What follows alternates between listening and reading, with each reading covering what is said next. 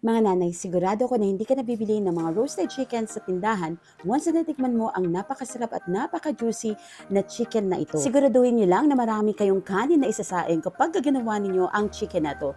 Grabe naman kasi sa sarap, talaga ang buong pamilya mo. Baka nga mayakap ka pa katulad ng ginawa ng mga anak ko nung natikman nila to. Sa sobrang lambot ba naman halos sumihiwalay na ang laman sa buto.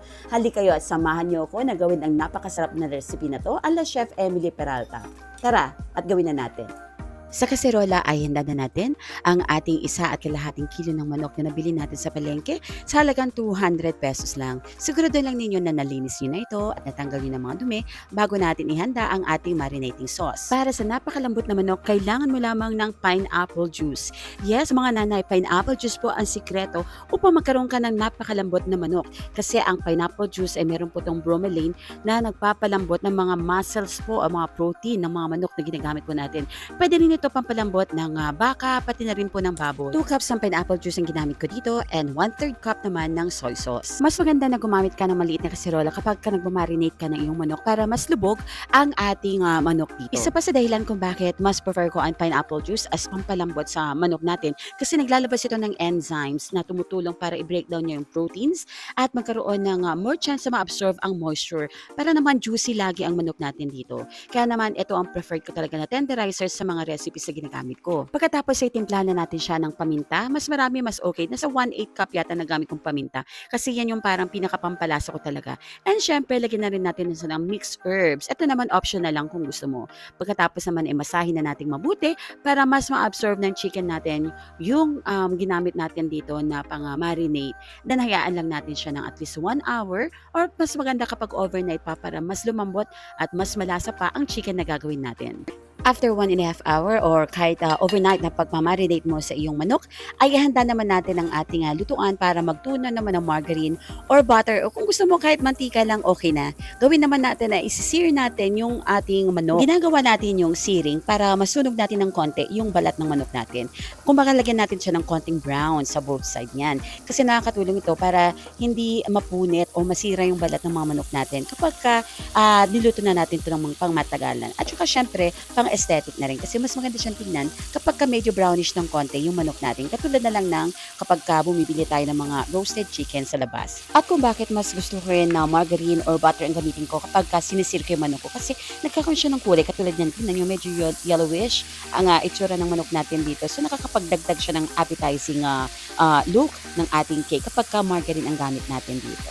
Ayan. So, ang ganda niyang tingnan, di ba? Make sure lang na kapag sinisir mo yung inyong manok dito, naka-medium heat lang tayo. Huwag niyo masyado lakasan yung apoy kasi ayaw din naman natin na masunog at dumikit yung balat ng manok natin sa ating lutuan. Gusto lang naman natin is medyo brownish lang yung itsura niya, yellowish ng konti, gawa ng margarine din dito. And then, syempre, paliguan natin ng margarine ng konti. At pagkatapos nga natin na isir ang ating manok, ay kumuha ako ng konting margarine galing sa pinagsiran natin at dito ko naman lulutuin ang ating bawang at sibuyas. So, yung bawang muna, pagkatapos ay sunod naman natin yung ating sibuyas. Sibuyas na puti yung ginamit ko dito. Hindi ako gumamit ng na violet kasi mas gusto ko yung aroma at saka kulay kapag yung sibuyas na puti ang ginagamit ko. O yung yellow, pwede na rin yung yellow na sibuyas. Tapos ay pabilog ang ginawa ko sa kanya or circle para maganda siyang tingnan. And then, inilagay ko siya sa ilalim kasi yan yung magiging higaan ng manok natin.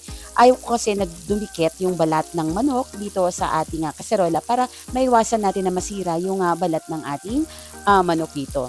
At pagkatapos ay timplahan na natin ng asin at saka ng brown sugar. Pwede rin naman kayong gumamit ng white sugar kung yun lang yung available na meron kayo.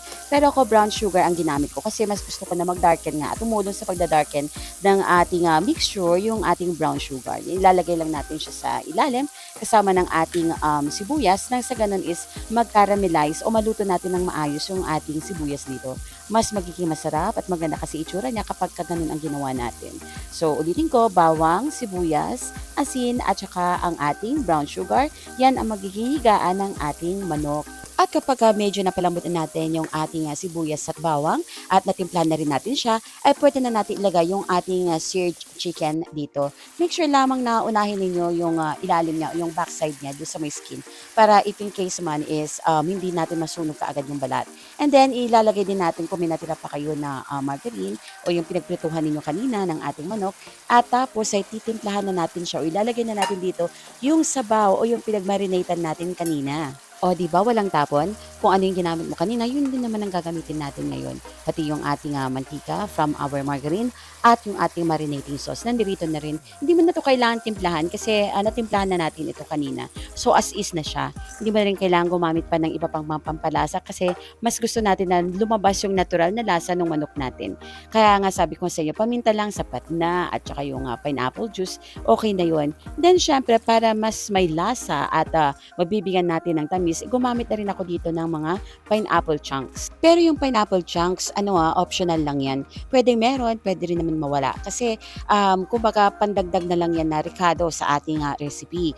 Pero kung may makita kayo na pineapple slice, yung pabilog, mas gusto ko na yun yung gamitin nyo para may decoration din tayo dito. Pwede nyo nga nilagyan yan ng cherry on top, di ba? And then, hantayin nyo lamang na ma-reduce or yung halos wala na yung sauce na ginamit natin kanina. Pero wag nyo hayaan na totally matuyot siya ha, kasi baka mamaya dumikit na yung balat naman ng ating manok sa loob. So, dapat ganyan lang siya, yung may konti pa siya na sauce na matitira. Grabe, ang bango-bango at saka sa itsura pa lang mukhang napakasarap na ng ating nilutong recipe ngayong araw na to. O ikaw ba yung mga request kayo na recipe na gusto niyo ipaluto sa akin ha? Sabihin niyo lang, mag-message kayo o mag-iwan kayo ng comment section sa ating comment section at gagawin natin yun. So, ito na ang ating chicken hamonada. Sigurado ako mapapataob na naman ang kaldero ninyo kapag ito ang inulam ninyo kasama ang inyong pamilya. Itataya ko talaga ang pangalan ko kapag hindi kayo nasarapan sa recipe na to. Uy, grabe sa totoo lang, ito pwede nyo itong gamitin pang negosyo. Kasi lalo na ngayon at malapit ng Pasko, ang ating version ng chicken hamonada na sigurado kung papatok sa inyong pamilya, pati na rin sa pang negosyo ninyo. O ano pang inaantay nyo? Subukan nyo ng recipe na to at bigyan nyo ako ng feedback ha. Leave a comment sa ating comment section, subscribe and like na rin para mas lalo pa tayong ma-inspire na gumawa ng maraming recipe na i-offer namin sa inyo. Ito ang ating chicken hamonada ala Chef Emily Peralta. Napakadaling gawin, konting rekado lang na malinamnam na ang kalalabasan.